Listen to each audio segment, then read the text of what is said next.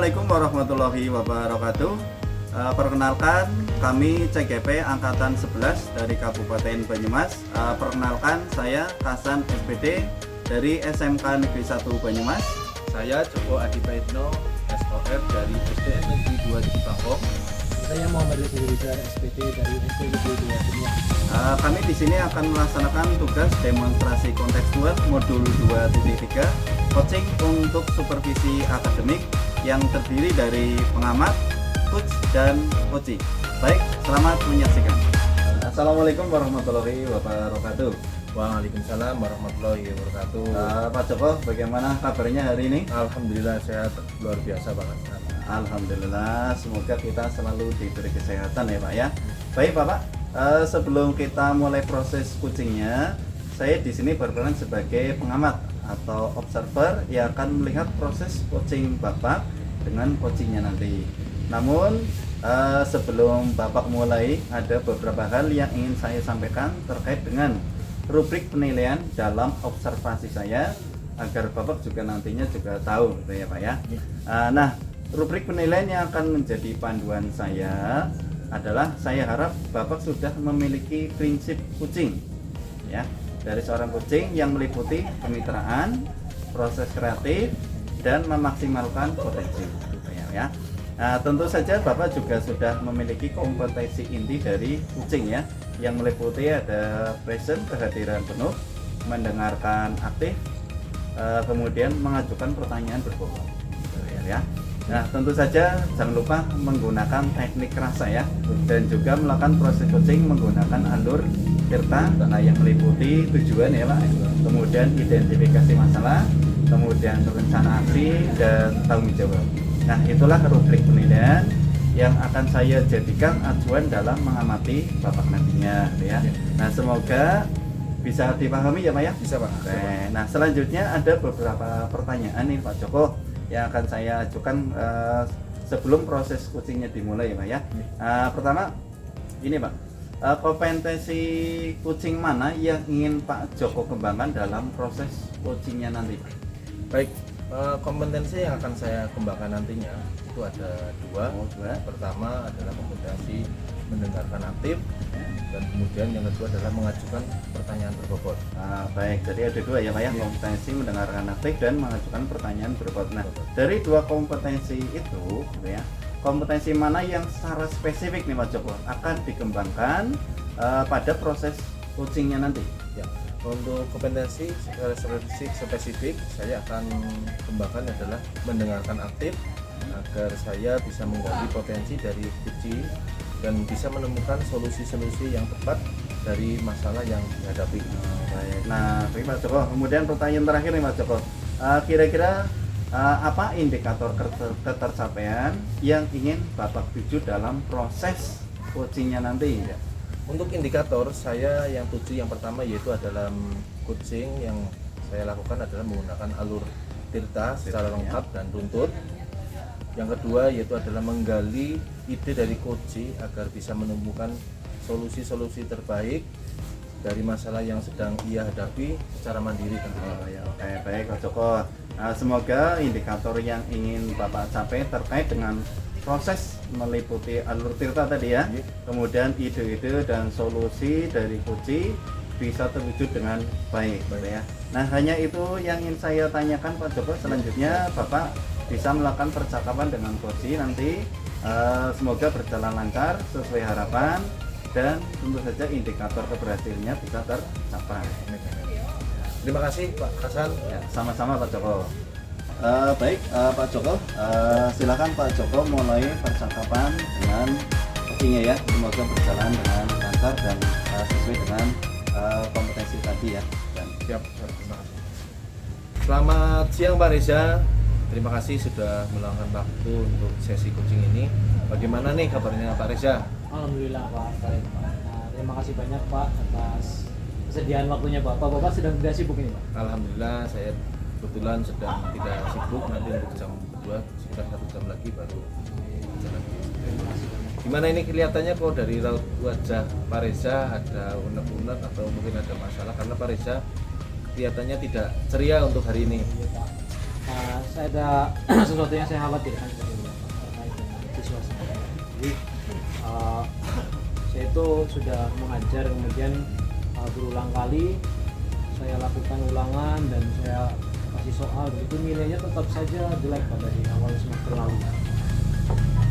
Baik, saya mengerti perasaan Pak Reza ya. Tentunya untuk memulai, mari kita mulai dengan tahap pertama, yaitu dengan alur tirta, yaitu tujuan.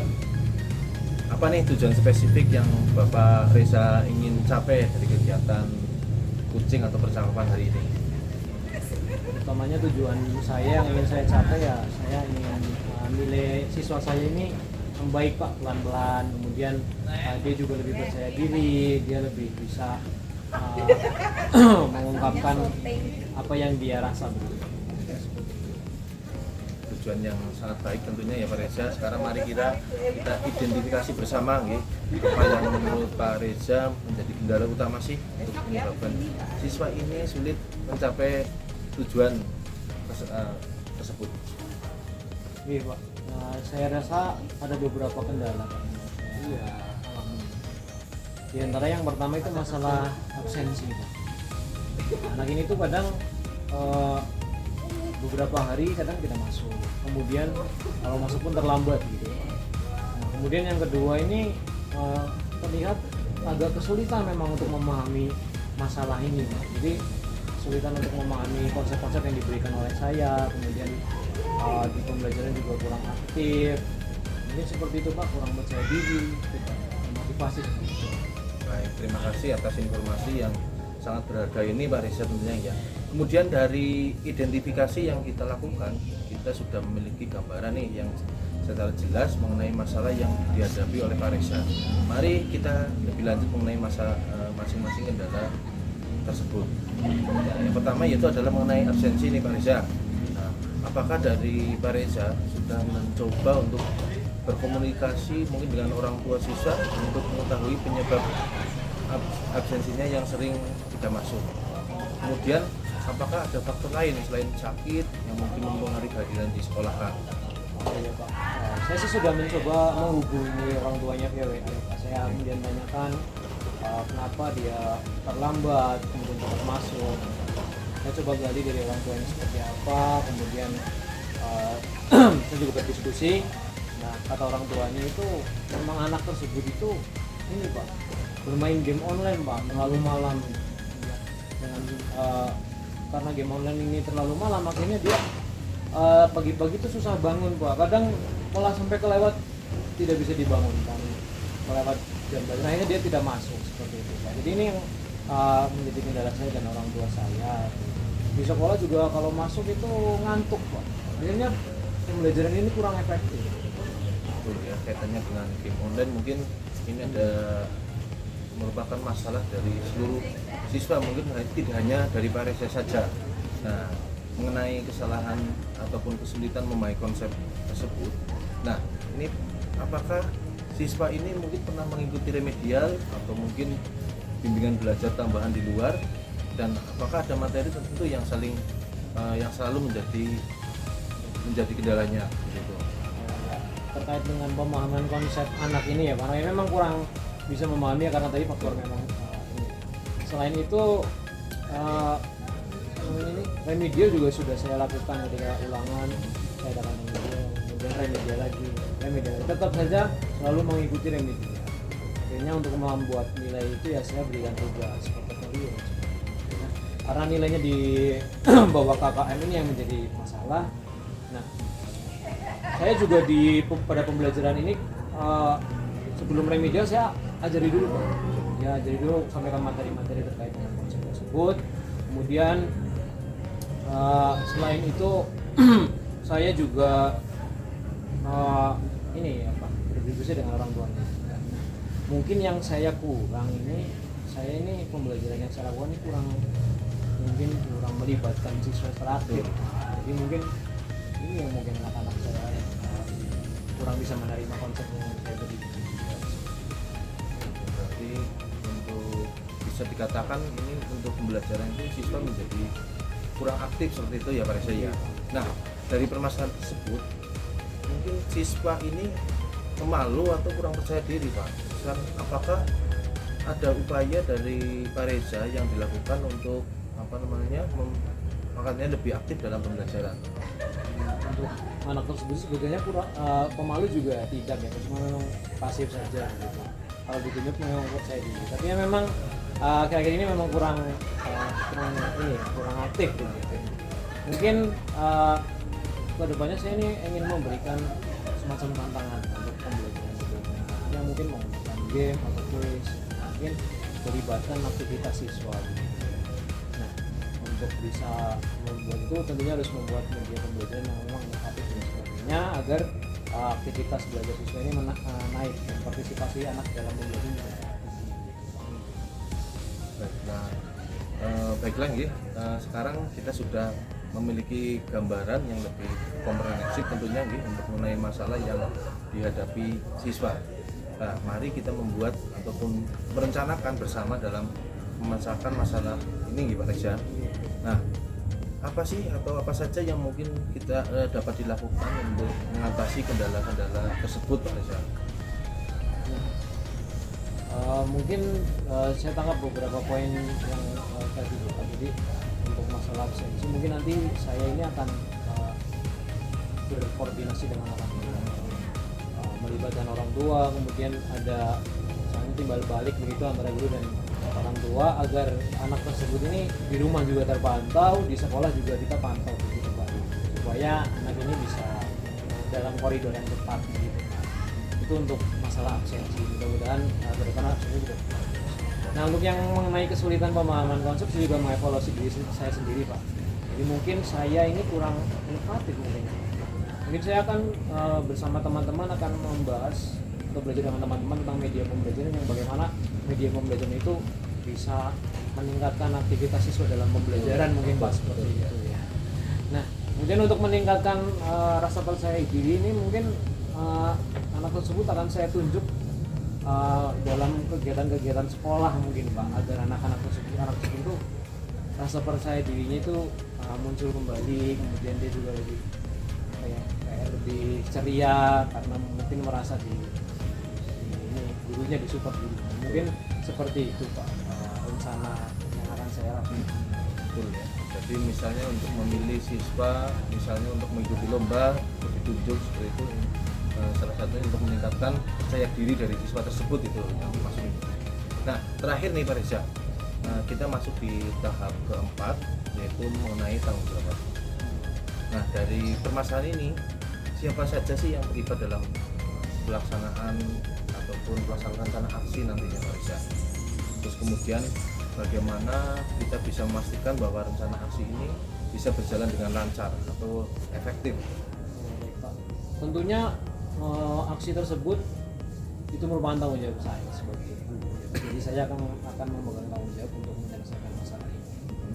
Saya mungkin akan melibatkan orang tua juga untuk memecahkan masalah ini agar di rumah itu ada pantauan dari orang tua. Nah, yang terkait dengan pembelajaran mungkin nanti saya akan koordinasi dengan wali kelasnya ataupun dengan dengan teman-teman lain supaya nanti ke depan ini ada semacam pelatihan untuk media pembelajaran inovatif itu seperti apa. Kemudian saya juga ingin meminta berkoordinasi dengan kepala sekolah untuk mungkin ada masukan dari beliau bagaimana cara mengatasi masalah ini, cara bimbingan dari beliau lah Pak. Ini seperti itu Pak. Sangat bagus sekali itu Pak Reza. Nah, ini karena saya yakin dengan kerjasama yang baik tentunya kita nanti bisa membuat siswa ini mencapai tujuannya sesuai dengan pembelajaran KHD yang nanti kita harapkan. Kemudian jangan lupa untuk selalu memberikan dukungan dan motivasi kepada siswa, dan ingat nih Pak Reza, setiap siswa ini memiliki potensi yang berbeda-beda. Nah, untuk rencana yang Bapak lakukan, kira-kira kapan nih akan memulainya? Mungkin saya mulai besok Pak. Untuk kali ini saya mungkin akan berhadapan orang tuanya terlebih dahulu. Baik Pak, semoga apa yang direncanakan Pak Reza terkait solusi yang Bapak tadi sampaikan bisa berjalan dengan baik nih Pak. Terima kasih banyak Pak atas bantuan Bapak melalui sesi coaching ini. Saya jadi tahu apa yang akan saya lakukan ke depan dan membuat saya lebih tenang tentunya ya Pak.